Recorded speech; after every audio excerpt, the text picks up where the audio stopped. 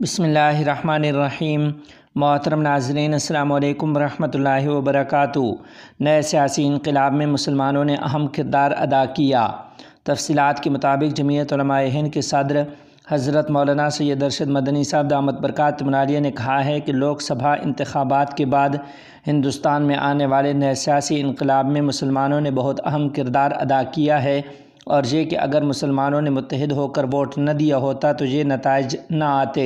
انہوں نے امید ظاہر کی کہ جو ہوا اسی میں سے خیر نکلے گا۔ انہوں نے کہا کہ نئی سیاسی صورتحال اس ملک کے انصاف پسند حلقوں اور خاص طور پر مسلمانوں کی بصیرت کی مرہون منت ہے۔ خصوصی بات چیت میں ایک سوال کے جواب میں مولانا ارشد مدنی صاحب دامت برکاتہم العالیہ کا کہنا تھا کہ انتخابی نتائج ہر چند کے سیکولر کردار کی حامل جماعتوں کی خواہش کے مطابق نہیں آئے، لیکن ملک جس خوفناک آمریت کی طرف تیزی سے بڑھ رہا تھا، اس آمریت کے قدم اب آگے نہیں بڑھ سکیں گے۔ مولانا ارشد مدنی صاحب کا کہنا تھا کہ اب یہ اپوزیشن کے اتحاد کی ذمہ داری ہے کہ وہ پارلیمنٹ میں ایک مضبوط اپوزیشن کا کردار ادا کرتے ہوئے کسی بھی ممکنہ آمریت پر شکنجہ کسنے کے لیے تیار رہے۔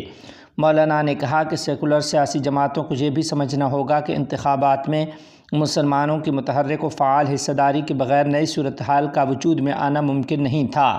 انہوں نے کہا کہ ایک طرف تو خود ان جماعتوں کو مسلمانوں اور انصاف پسند طبقات کے سبب ایک مضبوط زمین ملی، اور دوسری طرف خود فرقہ پرستوں کے بڑھتے ہوئے قدم بھی رک گئے۔ انہوں نے کہا کہ حکومت کے ذمہ داروں نے دوران انتخابات کئی بار مسلمانوں کو مشتعل کرنے کی کوشش کی، لیکن مسلمان ان کے بدترین اور اشتعال انگیز بیانات پر بھی مشتعل نہیں ہوئے، اور انتہائی بصیرت اور دور اندیشی سے کام لیتے ہوئے ایک خطرناک سازش کو ناکام بنا دیا ہے۔